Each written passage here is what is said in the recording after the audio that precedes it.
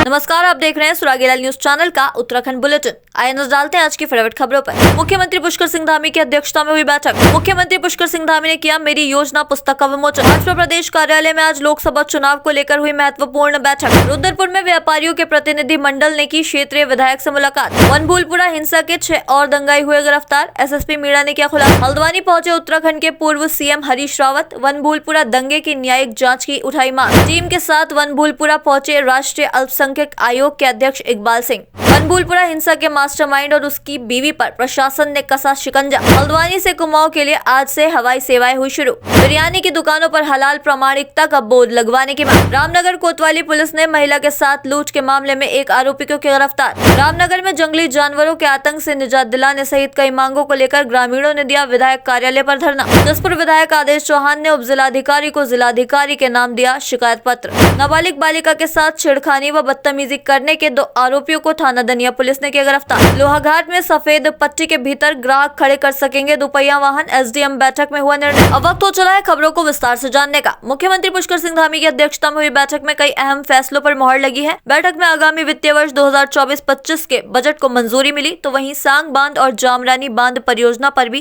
Cabinet ने मुहर लगाई है। संवाददाता सुनील राज की रिपोर्ट।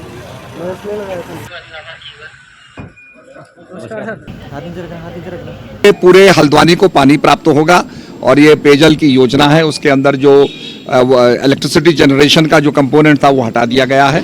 तो ये पेयजल की योजना मैं समझता हूँ कि पूरे आपके हल्द्वानी क्षेत्र को और यूपी को भी पानी का उपलब्ध कराएगी। आज लगभग 19 प्रस्ताव थे जिस पे मोहर लगी। वैसे ऑफिशियल आपको वो सब बताएंगे। देखिए, ये बात ठीक है कि ये हमारा आने वाला 26 तारीख से बजट सत्र होगा और जैसे मैंने पहले ही बताया था, मैं दोहरा रहा हूँ कि 26 तारीख को माननीय राज्यपाल जी का अभिभाषण होगा और उसके बाद हम लोग बजट प्रस्तुत करेंगे।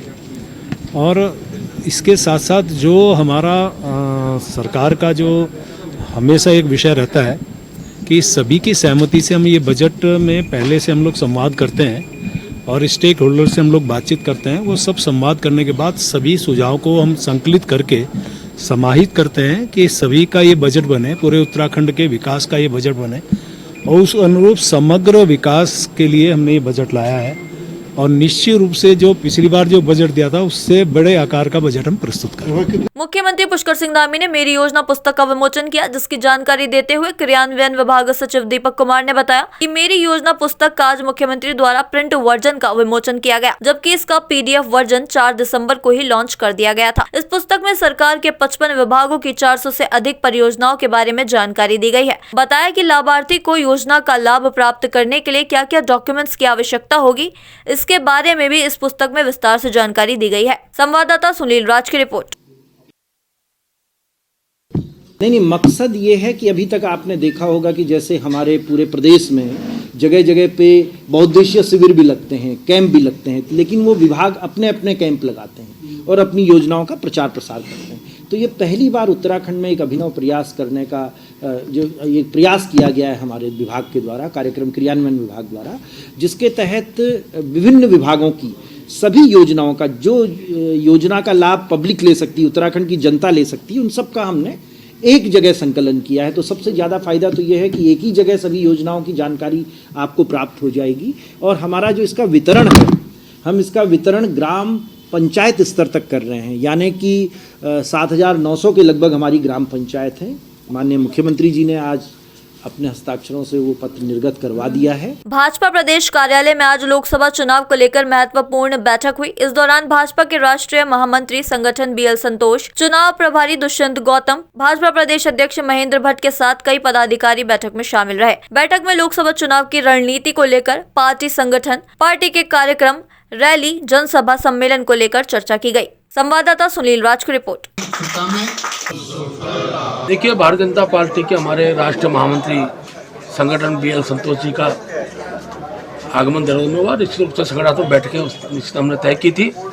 आज हमारे सभी जो कार्यक्रम चल रहे हैं, चाहे लाभार्थी सम्मेलन हो, गाँव चलो अभियान हो, दीवार लेखन हो, बूथ प्रबंधन के विषयों, उन सब विषयों पर कार्यक्रम के संयोजक द्वारा जो रिपोर्ट रखी गई। आगामी दिनों 15 मार्च तक के कार्यक्रम का हमने शेड्यूल तय किया है, जिसमें हमारा जो ज्वाइनिंग कार्यक्रम वो भी उससे जुड़ा हुआ है। और मुझे बता दें कि 5,000 से ज़्यादा लोगों की ज्वाइनिंग अभी तक दल के अंदर अन्य दलों के लोगों की हुई है। इस सारी रिपोर्टों के साथ साथ आगामी दिनों के अंदर हम कार्य विस्तार की दृष्टि से और जो लाभार्थी संपर्क अभियान है, बड़ा महत्वपूर्ण कार्यक्रम है। हमें मुख्यमंत्री जी भी लाभार्थियों से मिलेंगे, मेरा भी स्वयं लाभार्थी जाना और प्रदेश के पदाधिकारी, सांसद, विधायक, हमारे सब जिला स्तरीय पदाधिकारी भी, हर एक व्यक्ति को 20 से 25 लाभार्थी मिलेंगे। उनसे संपर्क करते हुए उनके मोबाइल से ही मिस कॉल कराकर वो कार्य की इतिश्री मानी जाएगी। उच्च न्यायालय के आदेश अनुसार 2019 में मुख्य बाजार क्षेत्र में चिन्हित अतिक्रमण के खिलाफ बहुत बड़ी ड्राइव चली थी, जिसमें पूरे बाजार क्षेत्र में पक्के अतिक्रमण को हटाने का कार्य न्यायालय के आदेश अनुसार हुआ था। वहीं एक बार फिर याचिकाकर्ता की रिट को संज्ञान में लेते हुए उच्च न्यायालय द्वारा पुनः लगभग 300 दुकानों को अतिक्रमण में चिन्हित किया गया है, जिसमें civil line, doctor colony, Kashipur bypass road क्षेत्र शामिल है। वहीं आज व्यापारियों के प्रतिनिधि मंडल ने व्यापार मंडल के नेतृत्व में क्षेत्रीय विधायक शिव अरोड़ा के कार्यालय पर उनसे उक्त विषय के संबंध में मुलाकात की। विधायक शिव अरोड़ा ने व्यापारियों से मुलाकात के दौरान कहा कि वह न्यायालय के आदेश का सम्मान करते हुए शासन प्रशासन के माध्यम से जो राहत व्यापारियों को दिलाई जा सकती है, उसके लिए वह हर संभव प्रयास करेंगे। संवाददाता दुर्गेश तिवारी की रिपोर्ट। एसडीएमओ में माननीय उच्च न्यायालय के निर्देशन पर रुद्रपुर के अंदर एक बहुत बड़ी ड्राइव चली थी व्यापारियों के हटाने की। अब दोबारा से माननीय उच्च न्यायालय का एक निर्देशन आया है, डायरेक्शन आया है, जिसमें यहाँ के प्रशासन को व्यापारियों के अतिक्रमण हटाने के लिए यहाँ निर्देशित किया गया है। यहाँ पर मैंने व्यापारियों के प्रतिनिधिमंडल को आश्वस्त किया है कि उस माननीय उच्च न्यायालय के निर्णय का अध्ययन करके शासन और प्रशासन के स्तर पर जो भी मदद इन व्यापारियों की जा सकती होगी, इनको उजड़ने से बचाने के लिए, उसको हम करेंगे और पूरा प्रयास करेंगे कि हमारे व्यापारी ना उजड़े। विधायक होने के नाते मैं स्वयं भी और हमारी सरकार भी इन व्यापारियों के साथ खड़ी। अभी हमारे जो 5-4 दिन पहले हमारे जो नगर निगम के द्वारा हमारे रुद्रपुर शहर के काशीपुर बाईपास का क्षेत्र है, सिविल लाइन का क्षेत्र है, डॉक्टर कॉलोनी का क्षेत्र है और जनता इंटर कॉलेज का क्षेत्र है, लगभग हमारे 300 दुकानदारों को नोटिस जारी करे जा रहे हैं कि आप अपना अतिक्रमण हटा लीजिए। हमको अतिक्रमण हमारी थोड़ी, हम लोग कोई क्या, हमारा कोई अतिक्रमण नहीं है भाई। जब कोर्ट ने ये तय करा है कि नाली के ऊपर का अतिक्रमण हटना चाहिए, कोर्ट के बिल्कुल स्पष्ट निर्देश है इसके अंदर, तो उसके अलावा फिर ये नगर निगम के लोग हमें क्यों परेशान कर रहे हैं? अब मैं कहना चाहता हूँ कि कोर्ट को रिव्यू करा जाए ना। आप देखिए कोर्ट के आदेश को देखिए, क्या कोर्ट चाहती है, और उसके हमारे बजाय आप हमको अंदर तक 75 फुट करना चाहते हैं। हमारे जो काशीपुर बाईपास का क्षेत्र है उसमें एक तरफ 75 और एक तरफ 75 यानी कि 150 फुट, और यही सिविल लाइन का 40-40 फुट की सड़क बनाई जा रही है, 80 फुट, यही हमारे डॉक्टर कॉलोनी का, यही हमारे जनता कॉलेज क्षेत्र का। तो हमारा कहना ये है, क्या 150 फुट की सड़क बनाकर क्या हम यहाँ पर क्या हवाई अड्डा बनाना चाहते हैं? क्या क्यों नहीं ध्यान देना चाहते? हमारे व्यापारी को उजाड़ना चाहते हो क्या? व्यापारी घर बार उजाड़ना चाहते हो? व्यापारी के परिवार को उजाड़ना चाहते हो? क्यों भाई क्यों? हमारा कहना ये है, हम विधायक जी से कहना है, विधायक जी आपके अधिकारी मनमानी कर रहे हैं, कोर्ट के आदेश में अवहेलना कर रहे हैं, क्यों हमारे को उजाड़ना चाहते हैं? हम तो विधायक जी से निवेदन करना है, बात करना है कि विधायक जी ये रुद्रपुर शहर के अंदर तमाशा ये बंद होना चाहिए। एक लाइन खींच दीजिए कि हमारी लाइन खींच दो कि आखिर कहाँ क्या होगा। आज हम विधायक जी बात करने, लेकिन जो रुद्रपुर शहर के अंदर बार बार कभी नैनीताल रोड पर, कभी हमारे यहाँ अंदर, कभी बाजार क्षेत्र में, कभी अभी काशी बाईपास, तो बार रुद्रपुर शहर को उजाड़ने के पीछे मुझे ऐसा लगता है कोई बहुत बड़ा मकसद है। हल्द्वानी के वनभूलपुरा में हुई हिंसा में पुलिस ने आज 6 और दंगाइयों को गिरफ्तार किया है। एसएसपी प्रहलाद नारायण मीणा ने जानकारी देते हुए बताया कि पकड़े गए 6 दंगाई मुखानी थाने की गाड़ी जलाने और नगर निगम कर्मचारियों पर हमला करने में शामिल थे। पुलिस अब तक 74 दंगाइयों को गिरफ्तार कर चुकी है। इसके अलावा एसएसपी ने कहा कि घटनास्थल के आसपास रहने वाले लोग जो अपने घर बंद कर फरार हैं, उनको तलाश करने के लिए भी पुलिस टीमें लगातार दबिश दे रही हैं। संवाददाता दीपक अधिकारी की रिपोर्ट। देखिए, जो 3 एफआईआर हम लोगों ने वनभूलपुरा क्षेत्र में जो घटना हुई उसमें की थी, तो आज 2 एफआईआर में, एक एफआईआर जिसमें मुखानी थाने गाड़ी जलाई गई थी और दूसरी एफआईआर जिसमें नगर निगम के कर्मचारियों के ऊपर हमला हुआ और उनके कुछ सामान को जलाया गया था।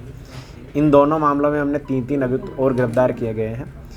आज जो मुखानी थाने की जो गाड़ी जलाई गई थी उसमें कुछ लोग सीसीटीवी में हमने फाइंड आउट किए हैं और ये लोग उस टाइम जो आगजनी और जो पत्थरबाजी थी उसमें शामिल थे। बाकी जो 3 लोग वो हैं, इन लोगों ने मौके पर आके नगर निगम के कर्मचारियों के साथ में धक्का मुक्की की और इनके द्वारा उनके ऊपर पथराव किया गया और जो नगर निगम की संपत्ति है वो जलाने की कोशिश। घर बंद है सर, उसका कब तक लोगों पे जो गिरफ्तारी के लिए क्या कुछ प्रयास आप लोग कर रहे हैं?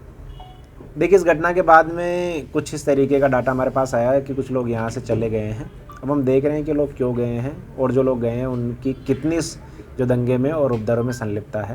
चाहे तो एक साथ होनी चाहिए, सब लोग एक साथ बैठना ही नहीं चाहते। पापा, try this. लो, सब लपक लिए।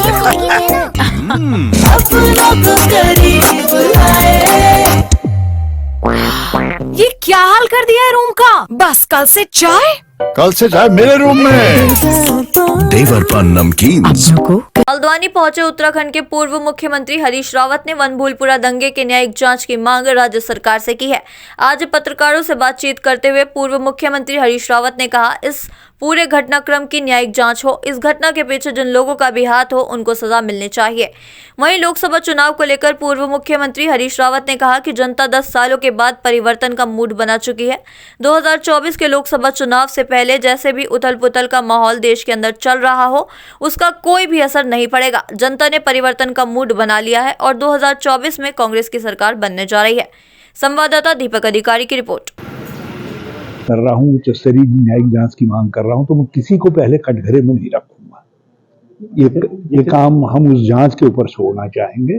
और मैं मुख्यमंत्री जी से भी कहना चाहूंगा कि यदि भाजपा तत्कालिक लाभ न देखे तो राज्य के दीर्घकालिक हित में आवश्यक है कि इस घटना की उच्च न्यायिक जांच हो, ताकि असली कारण भी समझ में आ जाए और असली गुनाहगार भी सामने आ जाए।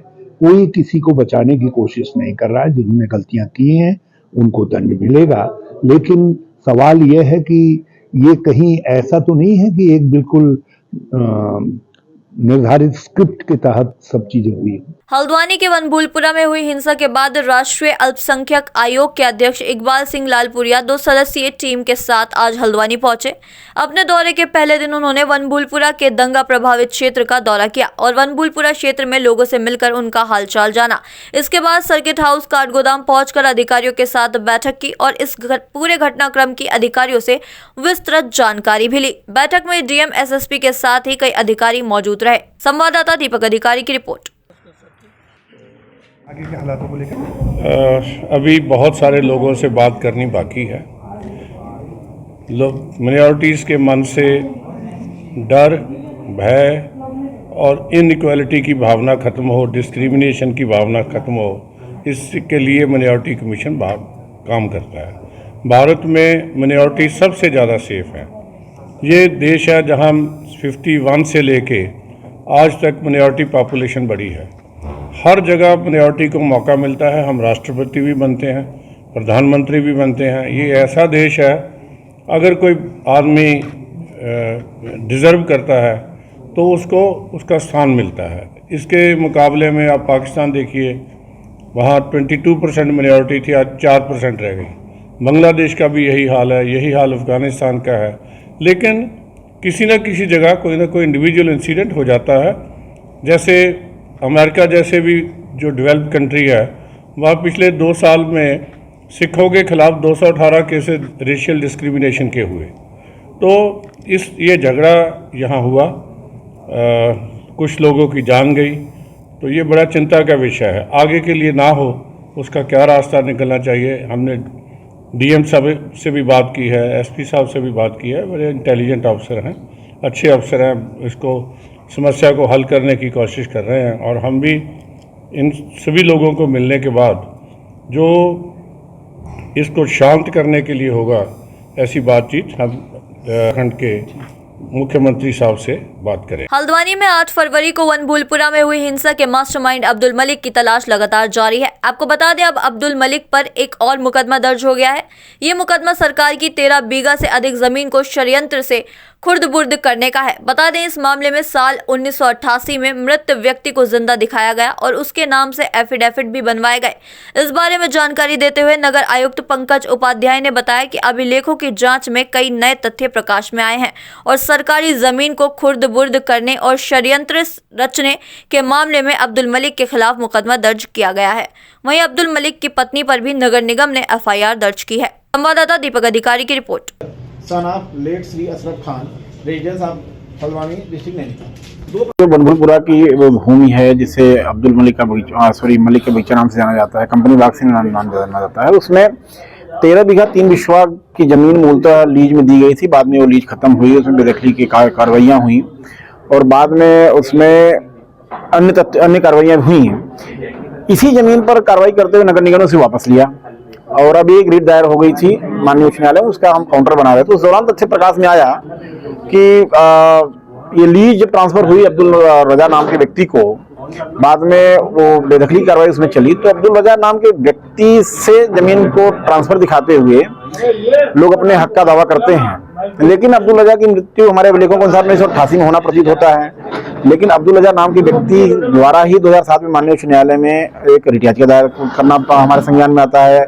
हमारे अभिलेखों में एप्लीकेशन दिखाई पड़ती है और फिर आगे चल करके उस जमीन पर एक तथाकथित हिब्बानामा के आधार पर अपने स्वामित्व की बात की जाती है। हिब्बानामा कोई प्रमाण नहीं है, केवल मौखिक हिब्बानामा की बात की जा रही है। इस प्रकार से मैंने देखा कि केवल मौखिक आधारों पर सरकारी जमीनों पर अपने स्वामित्व का दावा कर रहे हैं, बेच रहे हैं, निर्माण कर रहे हैं, खुर्द कर रहे हैं।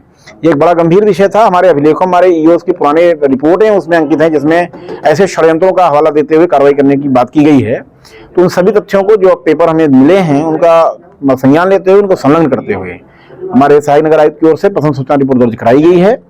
और मुझे लगता है कि इसमें कुछ लोगों ने षड्यंत्र के तहत मृत व्यक्तियों का नाम का उपयोग करते हुए विभिन्न कार्यालयों में, न्यायालयों में इन्होंने पैरवियां करी हैं, फर्जी कागज लगाए हैं और ये ऐसा करते हुए सरकारी जमीन को ग्रैब करने का प्रयास किया है।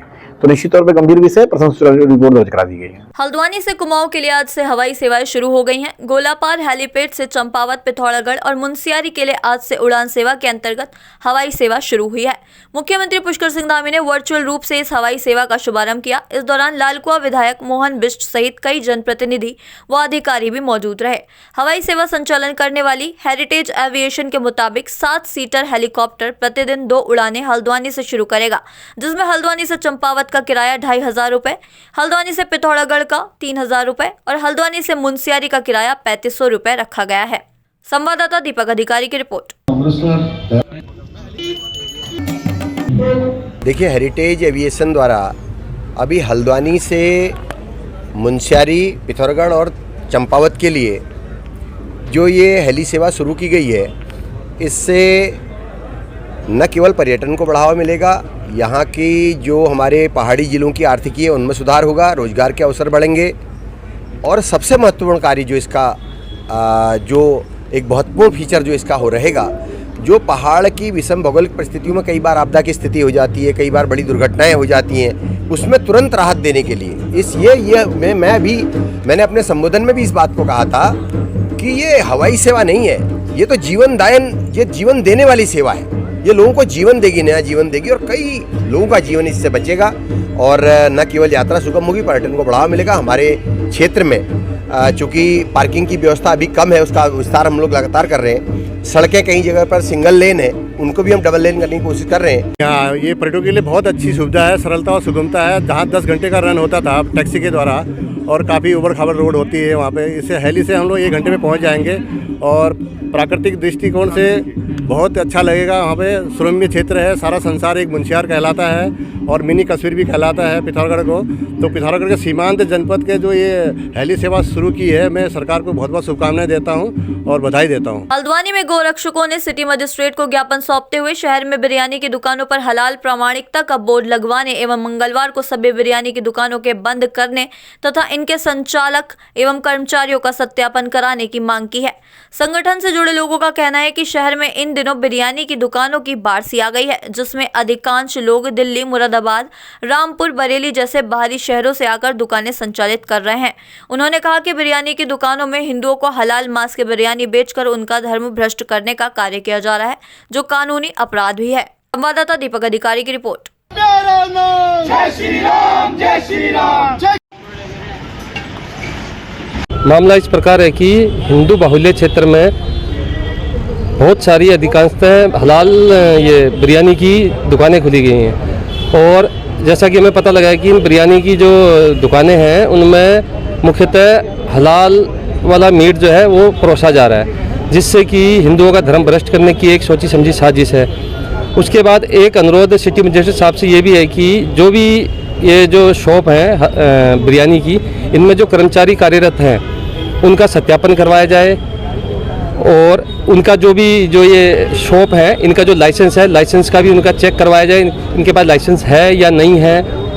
इस विषय में भी हमने उनके एक ज्ञापन दिया है ताकि जो भी है सभी सर्टिफाइड तरीके से काम किया जा सके। देखिए, आज हम लोग सिटी मजिस्ट्रेट बहन जी को ज्ञापन देने आए हैं। जैसा कि हम सब देख रहे हैं कि इस समय पे हल्द्वानी शहर में बिरयानी की दुकानें अधिक मात्रा पे खुल गई हैं, जो बरेली, दिल्ली, रामपुर और मुरादाबाद जैसे क्षेत्रों से आकर हिंदू बहुमूल्य क्षेत्र में संचालित हो रही हैं। और हमने इनमें देखा कि इन बिरयानी की दुकानों में अधिकतर हलाल मांस को परोसकर हिंदू व्यक्ति का धर्म भ्रष्ट करने का कार्य किया जा रहा है। हमारा सिटी मजिस्ट्रेट से यही मांग है कि इन सभी बिरयानी की दुकानों में हलाल प्रमाणिकता का बोर्ड लगे और यह जितनी भी दुकानें हैं मंगलवार वाले दिन पूर्ण रूप से बंद हों और जितने भी इन बिरयानी के संचालक हैं और इनके कर्मचारी हैं, इन सभी का सत्यापन हो। यह हम मांग करने सिटी मजिस्ट्रेट कार्यालय आज आए हैं। देखिए, उसी के लिए हम लोग, हमारा विषय उसमें लिखा गया है कि मंगलवार को बिरयानी की पूर्ण रूप से यह दुकानें पूर्ण रूप से बंद हो। देखिए, इसी चीज़ का हमारा विरोध चल रहा है।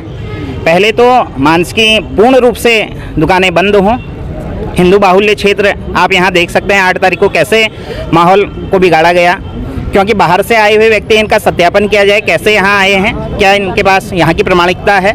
उसके पश्चात जो आप यह दुकानें खोल के बैठे हैं उसका आपके पास सत्यापन है या सत्यापन नहीं है, उसकी प्रमाणिकता की जांच की जाए। कैसे आप मांस परोस रहे हैं, हलाला का है, झटके का है, उसका आप सत्यापन करें, वह हमको बताया जाए। मंगलवार को पूर्ण रूप से बंद की जाए, यह हमारा सबसे अनुरोध है, चाहे वह हिंदू हो या मुस्लिम हो या किसी भी अन्य धर्म के लोग हों।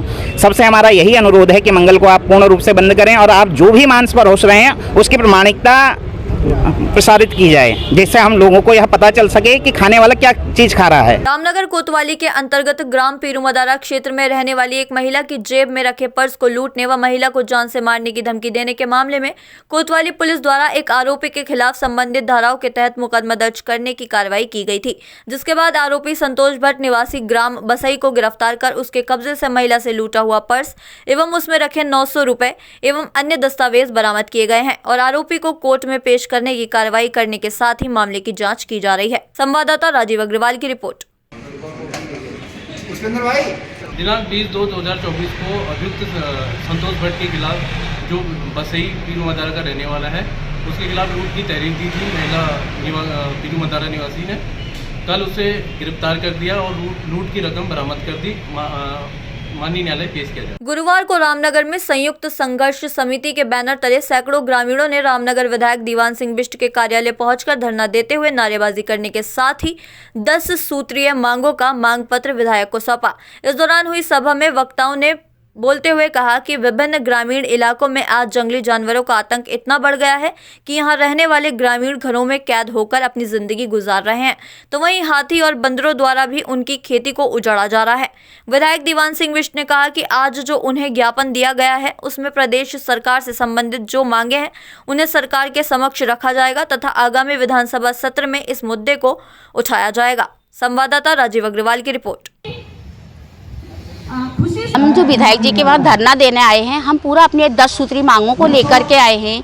जो 4 महीने से हमारा पूरे इस क्षेत्र में आंदोलन हो रहा है, लेकिन विधायक जी एक बार भी हमारे धरना प्रदर्शन में प्रतिभाग नहीं कर पाए हैं। और हम विधायक जी से ये कहना चाहते हैं कि एक तरफ आप कहते हो कि हमको जनता ने जिताया और हम जनता के लिए ही काम करते हैं, लेकिन जो हम आज देख रहे हैं आप जनता के लिए काम करते हो, आप तो अपने लिए काम करते हो। दूसरा, हमारे मुख्यमंत्री जी ने अभी बीच में कहा था कि हम 6 लाख मुआवजा देंगे, तो हम मुख्यमंत्री जी को यहाँ से भी ये कहना चाहते हैं कि आपके लिए जनता की जान कुछ भी नहीं है, आपके लिए अपनी बागों की सबसे बड़ी जान है और आप अपने बागों को बचाना चाहते हैं लेकिन जनता को बचाना नहीं चाहते। हम उनसे ये भी कहना चाहते हैं कि आप अपने बाग को मारिए, हम जनता से इकट्ठा करके आपको 6 लाख रुपया देना चाहते हैं और आप इस चीज़ को पूरा उसका प्रकरण करिए। और जो अभी ये धरना प्रदर्शन है, आप क्या समझ रहे ज्ञापन देकर के निपट जाएगा? अगर इस बाग पे, अन्य बागों पे इनकी कार्रवाइयाँ नहीं हुई तो हम यहाँ से इस आंदोलन को और तेज करने के लिए भी आगे बढ़े रहेंगे। मैं धन्यवाद करना चाहता हूँ धरना प्रदर्शन करने वालों का, क्योंकि समस्या तो है, विशेषकर वन्यजीव से जिनके कारण आज बहुत ज़्यादा नुकसान लोगों को झेलना पड़ रहा है, उसको कैसे हम ठीक कर सकते हैं, कैसे सामंजस्य बना सकते हैं, उसके लिए अभी जब टाइगर का अटैक हुआ था तब भी मैंने बैठक बुला के इस बात को किया था। मैं कल देहरादून भी था, तो देहरादून भी मैंने हॉप से और जो हमारे वाइल्ड लाइफ बोर्ड के चीफ हैं उनसे भी मेरी वार्ता हुई है कि जब गांव वाले परेशान हैं तो उनको हम कैसे किस ढंग से लाभ दे सकते हैं, कैसे वो कम से कम जो फॉरेस्ट में जो निर्भरता उनकी है उसको हम कैसे हल कर सकते हैं कि वो कम जाएं। तो ये सारी चीज़ें हैं, कुछ मांगे उनकी हैं, जैसे मुआवजा बढ़ाने की बात है। कुछ मुआवजा बढ़ाया है मुख्यमंत्री, आदरणीय मुख्यमंत्री जी ने 4 लाख का 6 लाख किया है, और जो भी हो सकता है। हाँ, एक वो अंकित वाली बात जो उन्होंने कही वो होना चाहिए, उसमें सरकार की ओर से उसको हेल्प देनी चाहिए जितना उसका अपना खर्च हुआ है।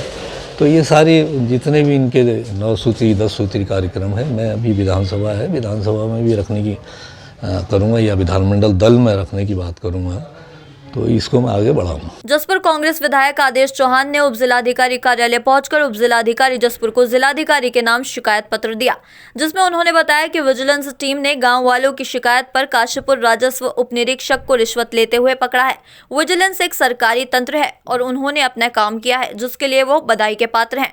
लेकिन आज पता चला कि जसपुर क्षेत्र के कुछ लेखपाल हैं जो हड़ताल पर चले गए हैं, जिसके लिए उनके द्वारा उप जिलाधिकारी जसपुर को जिलाधिकारी महोदय के नाम एक शिकायत पत्र दिया गया है।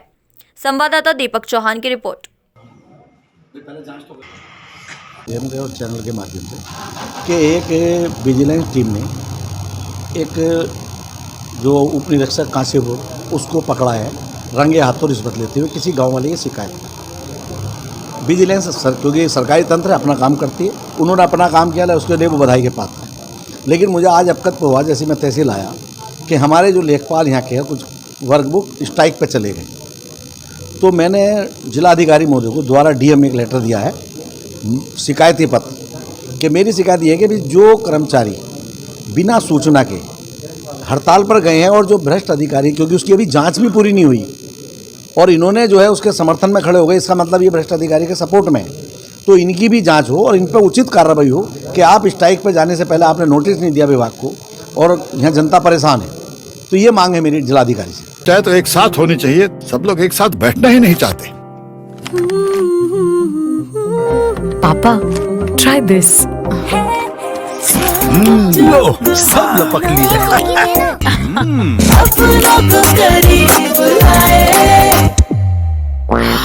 ये क्या हाल कर दिया है रूम का? बस कल से चाय मेरे रूम में। देवर पान नमकीन।